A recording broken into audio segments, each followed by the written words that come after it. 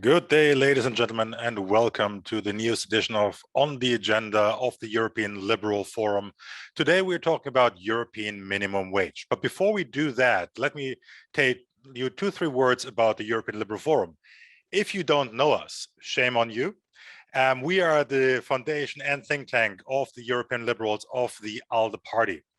And together with our 48 member organizations all across Europe, which includes the South Caucasus and of course the Western Balkans, and not only the EU, we are trying to work on a liberal future in a united Europe, a Europe that works for its citizens, where we can live in peace and prosperity. And prosperity is indeed one of the things that we might be talking about today. As in the 2021 work program, the European Commission has included an economy that works for people, claiming social challenges as one of the key concerns. So citizens across the continent are asking for bold actions to be taken. Under the patronage of the Portuguese presidency of the Council and the Commission, an EU social summit was organized in Porto this year to discuss a common approach to mitigate the social implications, especially of the COVID-19 pandemic. One of the most discussed and certainly most sensitive topics is whether or not a European minimum wage should arise across the member states and how to get there. This on the agenda will investigate it a little bit more and ask important questions, and also hopefully answer those that I also have. What would be an adequate minimum wage? A question that Monica Semedo has asked already in March this year. How can we account for the different economic realities in the European Union? Having lived for 6.5 years in Bulgaria and coming from Germany, I can already tell you that the economic realities differ quite substantially throughout the Union. So what is an adequate minimum wage?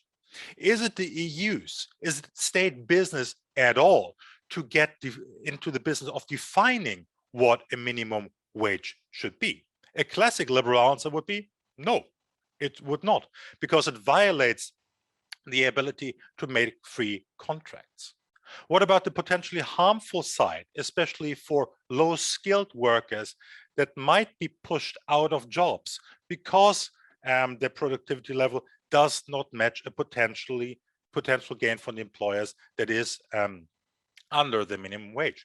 What is with businesses in structurally weak areas of the European Union where companies might not be able to pay a minimum wage? So these are just a couple of questions that I'm fairly certain we will get into. We have a fantastic lineup today, and I would like to thank already the speakers for being here and for what I know will be an intense, lively, and insightful discussion. And I have the great privilege to hand over to ours, Sam Morgan, who has been with us for a couple of times this year already, to moderate today's discussion. So Sam, handing over to you. Thank you very much again to the speakers. Thank you very much to Sam. Thank you very much for you in the office, at home, or wherever you're listening to us. And please keep with us at the European Liberal Forum. Hey, thanks, Daniel. Lovely to be back as well. As you say, the EU's social agenda has really come to the fore in recent months and the last 2 years because of COVID, and now, of course, with the energy price crisis as well. That's also exacerbating things like minimum wages and all of this kind of thing. The Commission proposed a directive just about this time last year on minimum wages. That process is still very much ongoing. Minimum wages, of course, exist in every EU member state, but they are set in very different ways. And that is, of course, the crux of the disagreement about this concept. And we will get into that, of course. Some member states have included wage increases in their recovery plans, and the recent Nobel Prize in economics winner, David Card, won it for his work in studying minimum wages in the US. So I think it's quite a timely conversation that we're going to have today. So is the way that the Commission wants to set things the right way? What are the pros and cons? I only have some of the knowledge, of course, but that's why we have some experts with us to give us some more information and insights into that, who I will introduce now. First, we have Monica Semedo, MEP with Renew Europe Group. She sits on the Parliament's Employment and Social Affairs Committee. Welcome, Monica. Then we have Delphine Rodelli, who is Director General of CEMET, that is the Organization of European Tech and Industry Employers. Welcome, Delphine. And we have Esther Lynch, Deputy Secretary General of ETUC, the European Trade Union Confederation. Welcome to all three of you. We'll start off the webinar today with a short 5-minute presentation from each of you, basically telling us your take on this subject, your recommendations, your opinions on this kind of thing. And then we will launch into a bit of a discussion afterwards before wrapping it all up in just about 15 minutes or so. So without further ado, Monica, over to you. 5 minutes, give us your take on minimum wages. Yes, thank you very much. And hello to everybody, also those connected and listening. I think it's important we have this discussion today, but as well the issue itself, the matter itself, the European and adequate European minimum wage is very, very important. So I'm the shadow for Renew Europe. I see myself as a mediator between the left and the right groups in the shadow meetings. So far, we had several meetings. It went quite well. As you say, we found some compromises, but yes, there are a few key articles that are still open. For example, the collective bargaining coverage or criteria on the adequacy of the minimum wages, where we have to discuss a bit more intensively, I would say. And that's why also the vote in the committee was postponed to the 11th of November, because I think it's very, very important that we don't rush through this file, that we in-depth discuss and negotiate so that in the end we have a compromise everybody can live with, because I think the European citizens are looking intensively to the European Parliament, the representatives, the only institution that is directly elected by the citizens, by EU citizens, to help them to make a living. And we are speaking here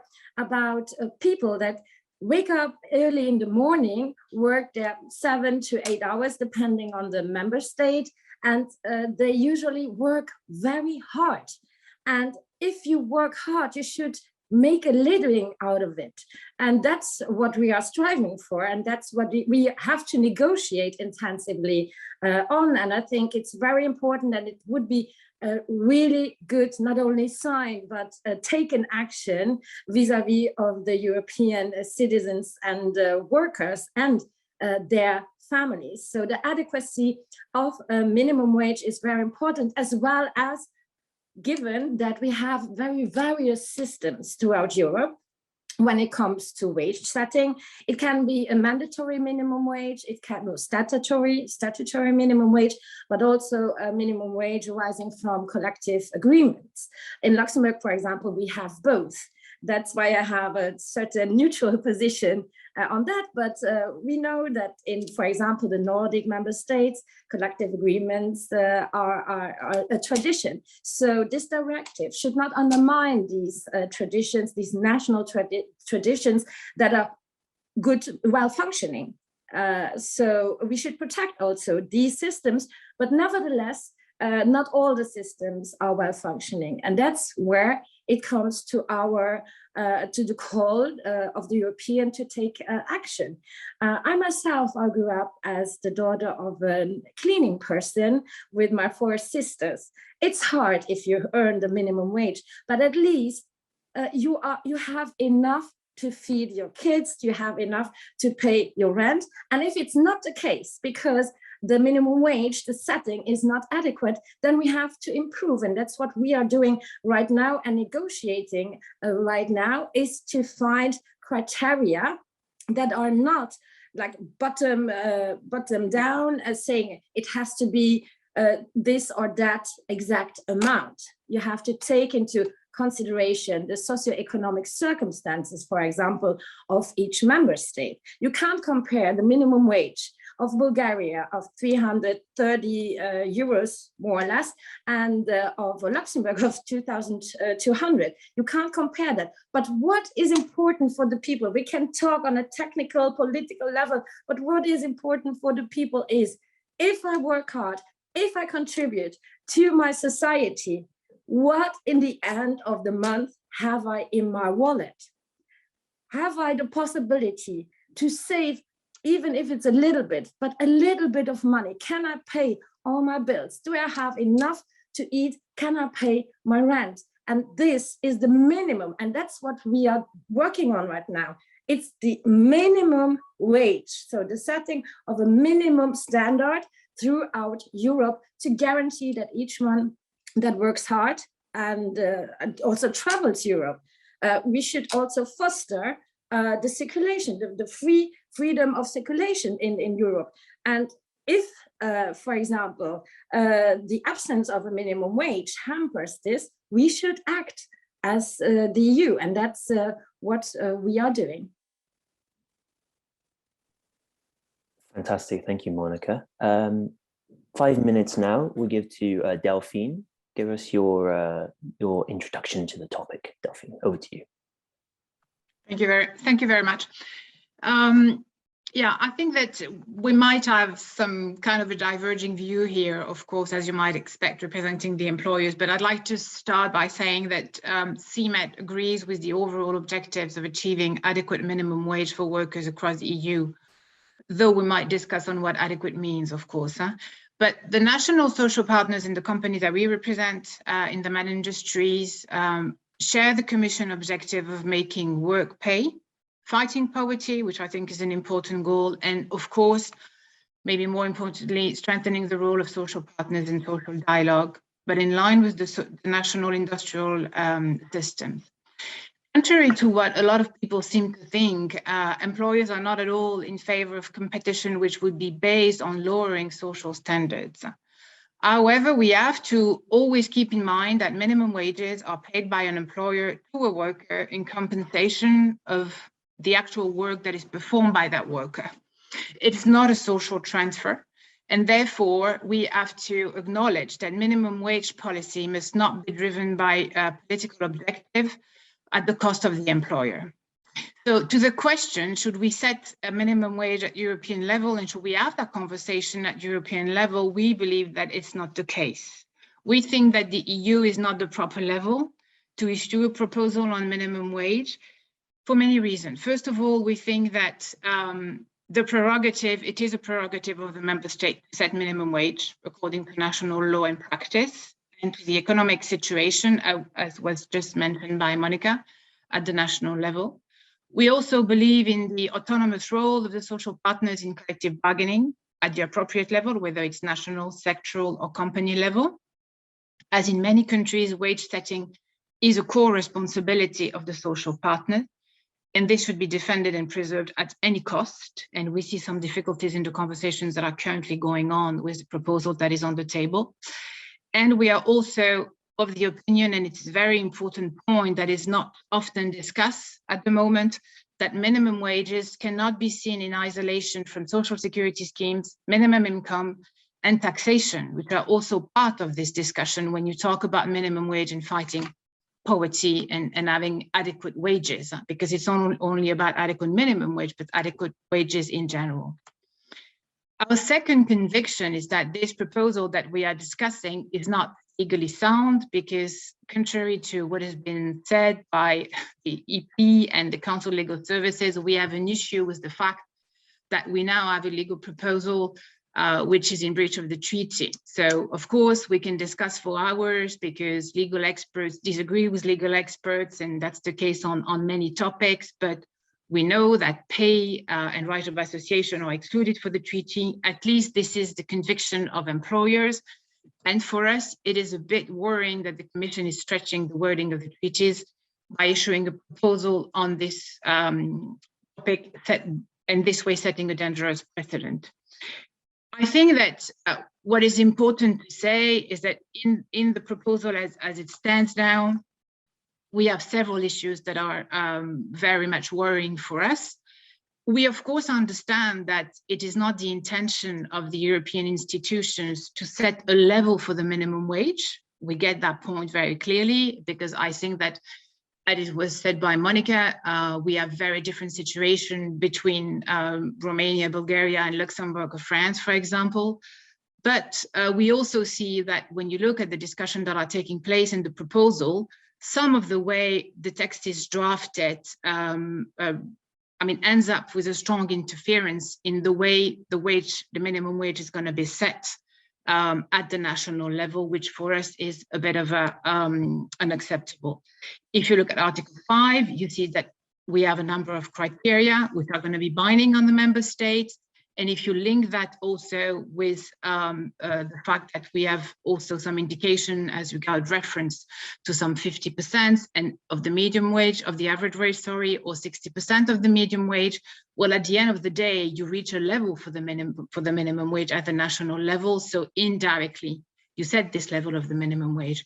And for us, putting this as a binding element for the member states is in itself something that we cannot accept, because it is for us a national competence to set the wages, and certainly not having this conversation at EU level.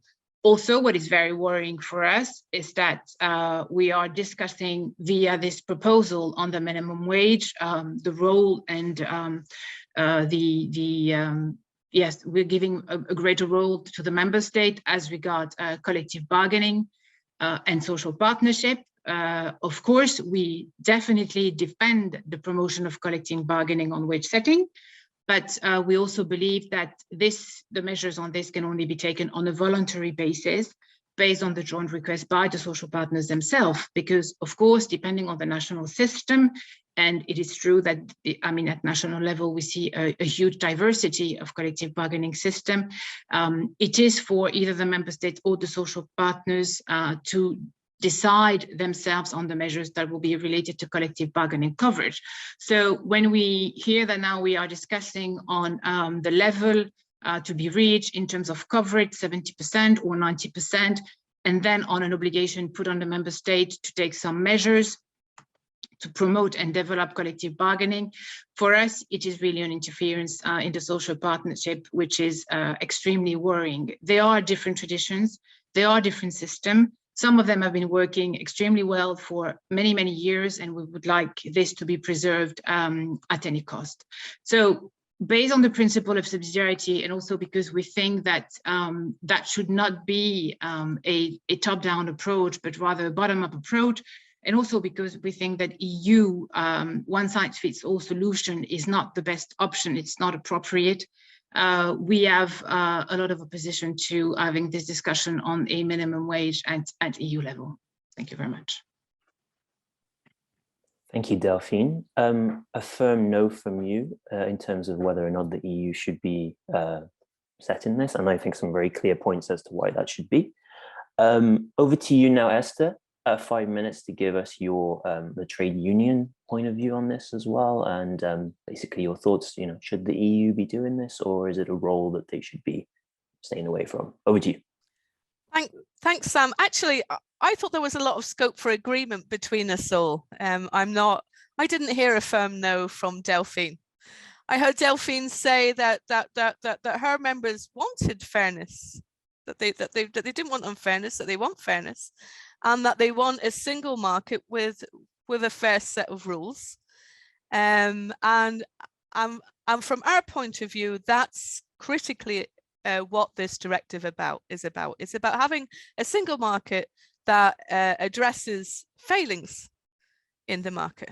And one of the ways in which the market is currently failing is that ruinous competition, which I think everybody should be concerned about, that when competition becomes a race to the bottom on matters that it shouldn't be, then there is a role both for member states and the EU to step in. What's very clear is that minimum wages haven't kept up with productivity, and Monica is right, and I'm so happy that Monica is leading for Renew on this discussion, because she's absolutely right. Minimum wage work is tough work. Tough. I've done it. As a young woman, I was a minimum wage worker, and it's not easy. And I can only imagine what it's like being a mother on minimum wages and trying to make ends meet. That's going to be tough. So I don't accept this argument that some employers have, which is minimum workers only deserve to be paid those low wages. And certainly after COVID, it can't be the case.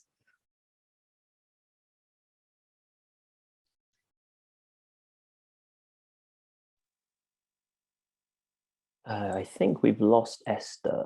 Can anybody else hear or see her, or no? We'll give her a moment to maybe reconnect, and then we'll maybe go somewhere else.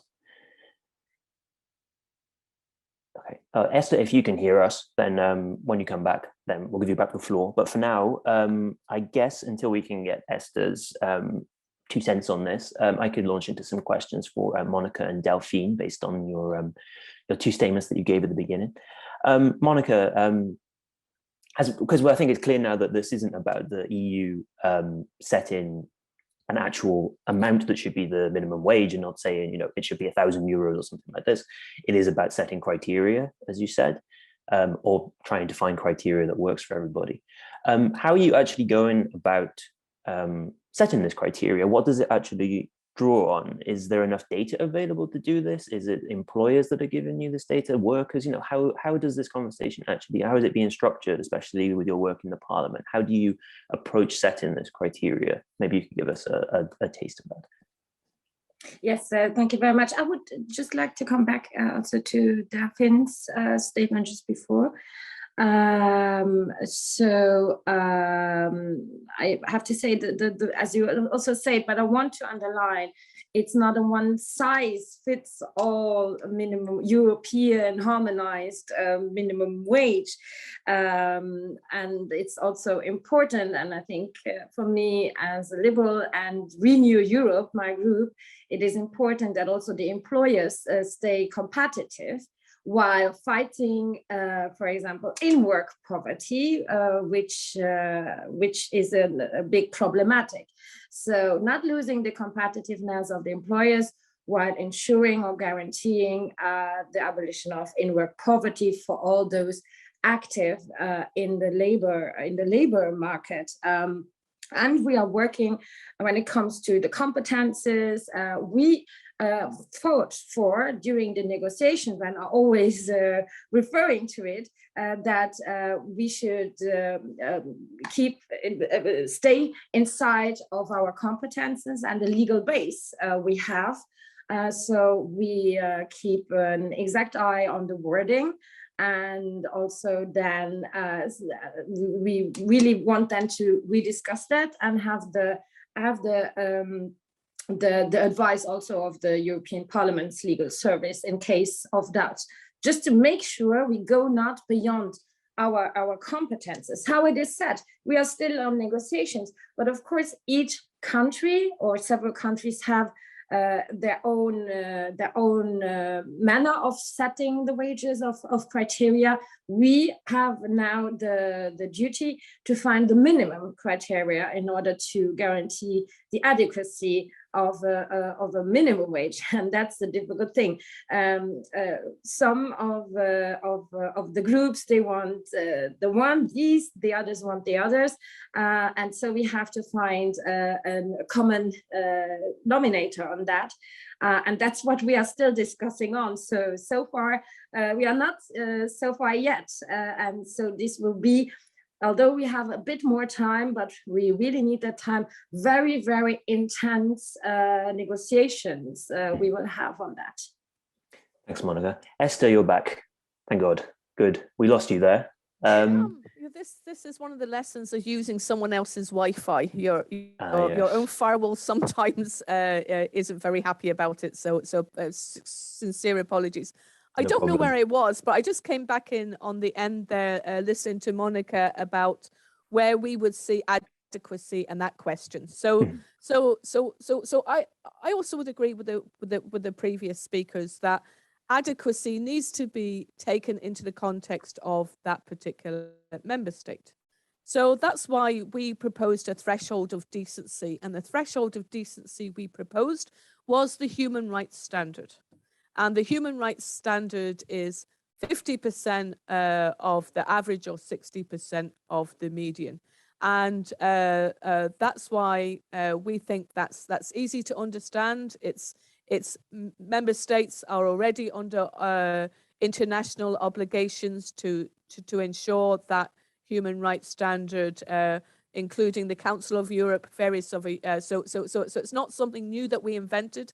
It's something that's generally considered to be the human rights standard. So what we're saying is that anything below that threshold of decency constitutes exploitation, because people shouldn't be required to work for wages which fall below a threshold of decency. But importantly, we're saying that member states shouldn't then say, well, that's fine, we're paying minimum wages at the level of the threshold of decency. Rather, what they need to do is to have a thorough consideration of what's adequate, taking on board all of the criteria relating to what it takes to have a life of dignity, a decent wage, a living wage. And we would agree that member states need to be free to decide what constitutes that, because it's quite clear if you live somewhere where there are very few public services, where childcare costs the equivalent of a mortgage, that all of those need to be taken into consideration in looking at what is an adequate minimum wage. But what we are certain about is that everything below the threshold of decency should not be part of a competitive strategy that's pursued either by individual enterprises or by member states.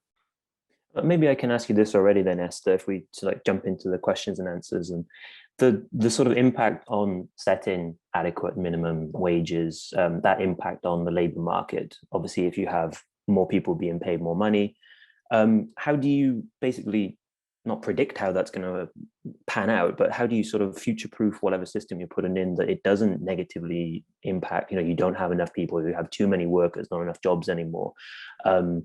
Is it basically uncharted territory, or is this something that we can already sort of guard against? Well, that's what was very interesting about the prize, the Nobel Prize for economics going not to somebody who had a theory, but to somebody who looked at what worked in practice. And what works in practice is that rising minimum wages does not have a negative impact on employment. That's, that is proven research. And if you look at what President Biden is intending to do in America, the differences in the level of minimum wages in America between the South and the North look very like the differences in minimum wages in different parts of Europe. But he's saying 15 euros, or rather $15. So we've got something much more ambitious happening in America than what's been proposed currently, either in the Parliament, the Commission, or the Council for this directive. So this directive is being portrayed as being much more radical than it is. It's setting a threshold of decency below which no statutory minimum wage should go. I just turn back to you, Delphine, about you raised the concerns that CMET has about this directive. What's the alternative then, in your view? Is it that the EU should just not be touching this at all, or that there is a role for the Commission to basically let member states set these things themselves, but can also issue recommendations, advice, or issue penalties if it's not good enough? What is the role in your view then? Well, to be very clear, I think I was quite straightforward in my preliminary remarks that our first reaction was that the European Commission should not have entered into that discussion on minimum wage at all. I mean, for us, there's no competence for the EU institutions to go into that topic. So, I mean, That's the first thing I'd like to say and maybe repeat. But I mean, that's well known that this is the position that we've taken. So this hasn't changed. Having said that, now we have the proposal on the table. So, you know, I mean, we have to live with it in a way, and it will become national legislation at some point. So we have to get the best out of it in a way. Our concern on the criteria is, I mean, it's a mix of if I can come back on what both Monica and Esther have said, I mean, we certainly understand the issue at national level about, you know, setting adequate, decent, whatever you want to call the minimum wage. That's not the thing. Our concern here is that if we have a list of criteria that are mandatory and that everyone has to apply and take into account at the national level, the thing is that in some member states, there are already some criteria that are applied and that work well for some reason. I mean, to be very honest, I can give you, I'm French. There is a statutory minimum wage. Maybe it's not the best statutory minimum wage, but it is to a decent level. I mean, you cannot say that the French minimum wage is not decent. That cannot be the right adjective to qualify that minimum wage, certainly. So I think that would, I mean, you would need to take into consideration other things if you want to increase the level of wages in France, for example. You know, I mean, that other element would have to enter into the discussion. And I don't think that the right solution is to impose criteria coming from the EU level to the national level. And there are other countries that would be in the same situation. So our concern is that mandatory criteria are coming from the EU to the national level without any other consideration for the national situation whatsoever. And that's the problem. If you have a list of criteria to be taken into account based on the situation at national level that are recommended, or a list among which you can decide, it's a different approach. But if you have a list that has to be, you know, applied and that's compulsory and that's the same for everyone, well, we're sorry, but then that's a bit of a strange approach, because not all the countries are facing the same situation, and there it's a very strong interference. So recommendation, I don't know if you could call it recommendation because it's a directive anyway, but the way you draft the directive can have a very much different impact on the national level. So what we are saying is that if you decide on a list of criteria, which is the same for everyone, and that has to be applied, must be applied by the member states when they set the minimum wage, it's different from saying you have a list of criteria that you have to consider, you have to take on board a number of them when you set your minimum wage increase every year or whatever, depending on your system. And also taking into account the national economic situation of your country, because this cannot be ignored. I mean, at some point, especially post-COVID, you also have to take into account, a number of other elements, because I think this is also extremely important. Monica, are there any points that Delphine has raised that you'd like to reply to there? Yes, thank you, Delphine. I would say to take into account the socioeconomic circumstances is already important, especially now during the pandemic and the economic crisis it entailed. When it comes to that list, we are still negotiating, I underline that, the criteria of that minimum list. It's a minimum list, means that member states are free to add more criteria in order to define their minimum wage if they want to, or if they have established other criteria. It is not mandatory to abolish all of them and just use the ones proposed here in the directive.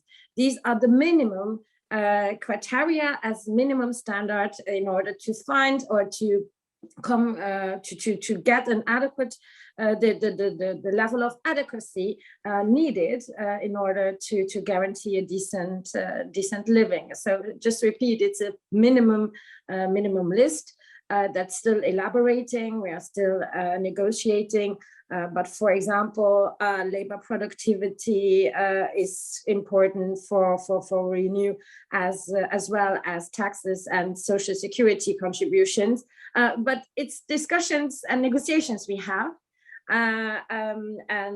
That's why they will be quite tough in the next weeks.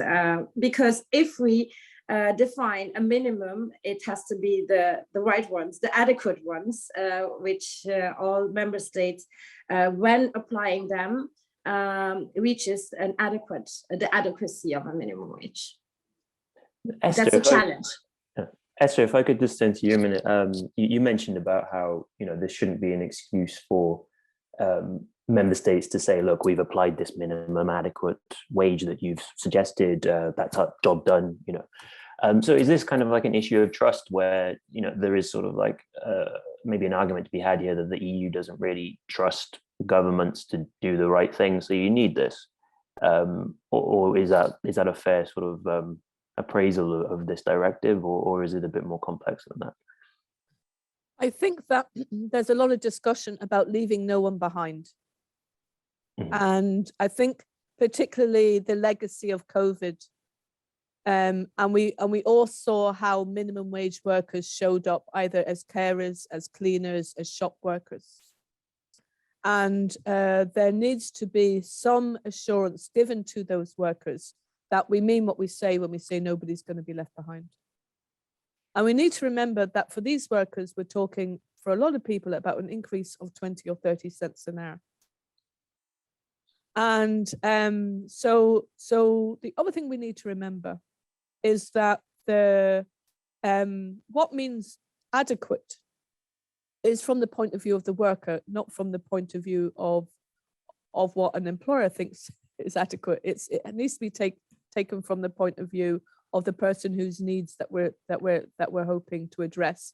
And the other important thing to remember about the EU treaties is that very early on in the treaty, it's very clear that this is a social market economy. It's not just a market economy. It's a social market economy, meaning that it also serves the needs of EU citizens and its people. And I think that this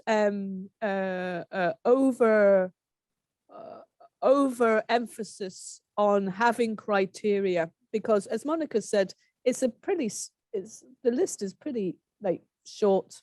It's not a big, long, complicated list. On our side, we would have liked a big, long, complicated list, but because then we can be absolutely sure whether a member state is doing it or not. And it's almost like sometimes those who are against the idea of people having a fair wage want to have it every way in these arguments. You can't have it every which way. So we need a single market. We need a single market that workers can believe in. We need to leave no one behind. This is the directive that makes sure that no one's left behind. This is the one that makes sure that we have fair rules in the single market that low-paid workers can rely on. At the end of the day, member states are required to make sure that their minimum wages are adequate. And that means that the number of workers who are poor at the end of the week and can't make ends meet, that there needs to be some consideration about how will that decrease. So I think, I sometimes feel that there's just way too much concern about this. A lot of commentators I hear talking about this are talking as if there's going to be 15 euros an hour everywhere in Europe. That I wish this was a proposal for that. It's not. It's very far from it.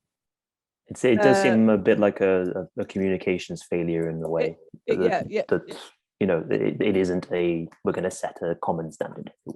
Like I wish, but it's not. And what we're saying a threshold of decency is the human rights the bottom of the human rights standard. It's the very minimum that member states are already required to ensure. And all this will be is to make sure that when you're operating in the EU, that you're meeting that minimum standard. So we're being honest about it. We're much more interested in the provisions which are going to make sure that workers can join a union without fear and can have that union bargain for a fair wage for them, to make sure that they can get their fair share of the profits that they're helping to create, because we want profitable enterprises. We want enterprises in Europe to do well. We want that. What we also want is that workers get a fair share of that they're not taken for granted and aren't taken for a ride. So that's why we're very interested in the provisions which say member states must ensure that workers can join a union without fear. So in other words, that they're not going to be intimidated and that they're not going to use their job. And the type of appalling practices that we see in America don't take hold here in Europe, because our superpower in Europe is the proper institutions for social partners, our proper institutions for collective bargaining. We need to reinforce that. So for us, that is like a very, very, very important article. I can't stress the importance of that article hard enough to make sure that the right to collective bargaining is properly recognized. And that's where I would disagree with Delphine. There's nothing voluntary about recognizing a human right. It's a human right to belong to a union. It's a human right to organize, and it's a human right to collective bargaining. So employers that refuse that, like there's the member states can't look the other way when that is happening. They have an obligation. We are running out of time, unfortunately. Sorry, Esther. It's an extremely complex subject already. We've only talked about it for about 25 minutes. If I could just go back to you, Monica, based on that point, the ones that Esther has risen, and also the point that Delphine made about how this subject is closely linked to things like social security payments, taxation. Taxation, of course, is something that the EU doesn't really have much competence over. That's less a legal gray area, I'd say. Is there a danger that this is a bit of a sort of a Pandora's box that has been opened that will sort of drag on for a long time? There's too many disagreements. There's too many complicated things to go on for this to ever go anywhere. Or from what you've done already with the negotiations that are going on, do you see a way to basically get a compromise on this, or is it too early to say one way or another? Oh, you're muted. The effect. I can't say we will agree at the next shadows meeting, and that's why I really say the negotiations were already tough on certain articles and paragraphs, and on the paragraphs 4, 5, and maybe 6, it will be even tougher. But I'm in good faith. The atmosphere is a good one between the co-rapporteurs and the shadows. But let's see how it will be in the next weeks. But I think even this is not a file, and this is not a topic that can be discussed in a hurry. And if it takes time, the better it is, because it has to be the best compromise from the left to the right we can find. And it's a first step we are having here, a first important step also for a better social convergence within the European Union, which is very important because it entails many other phenomena. If it stays like this, you have more people from Bulgaria moving to another member state in order to find work, where you have, for example, a statutory minimum wage or wage setting by collective agreements, which are adequate for living. So it's important to do this first step, and with the best compromise, and the compromise we all can live with. And I don't know what will happen in 10 years, where we will be then, but maybe there will be another step. But if we want to come closer and become stronger as a European Union, the social factor also has to have a stronger convergence. It's not just the economy or as such, but also the social matters, which are very, very important. And I think that the EU citizens, they are not just aware of it, they call for it. They call for it. And that's what we, as the European Parliament members, are up to do. And that's our task, to represent the willing the willing of and the calls from our voters, the citizens. And I think if we can respond to this call in a positive way, that would be very great. And I think from the atmosphere, we could achieve that from the atmosphere here within the shadow meetings. Thank you, Monica. We have probably 1 minute that we can squeeze in. Delphine, is there any extra point that you'd like to make before we have to wrap it up here?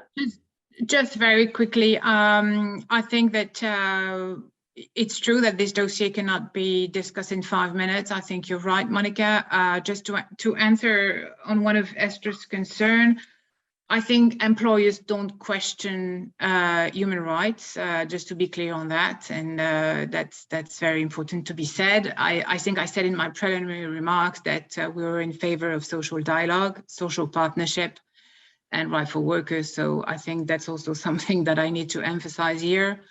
But once again, I think that to come back on one of the points that were made by Esther, and I think it's certainly something on which we agree, we employers are also, we also believe that it's important that we have profitable companies, because then we create jobs. And I think that is the start of this conversation. We need jobs to pay wages and good wages. Now we can discuss long for whether it's adequate or not, certainly. And if we want to have social Europe, yes, we do, but social Europe cannot deal with all the topics. We think that this European minimum wage is not appropriate. We think minimum wage should be dealt with at the national level. It doesn't mean that we don't want to discuss the issue of minimum wage as such, but at the appropriate level and by the social partners in most of the cases. So I think that it's not that we don't want any measures to be taken, but we just want them to be taken at the proper level and with good involvement of the social partners. Thank you. Thank you, Delphine. I'm glad that we find some sort of points, several points there, I think, of agreement between all three of you. So I'd like to thank all three of you for your time today. Short but sweet, but I'm sure there will be far more forums in the coming weeks, months, years to discuss this even further. I wish you all the best of luck with the negotiations, Monica, not that you'll need it. Thank you. And again, thank you to all three of you and to all of you at home for tuning in. I just want to plug the next on the agenda meeting that we're going to have, 28th of October. This one's about cyber security, so put that in your calendars and tune into that. And again, have a great rest of the week. And thank you to all three of you for tuning in, and see you next time.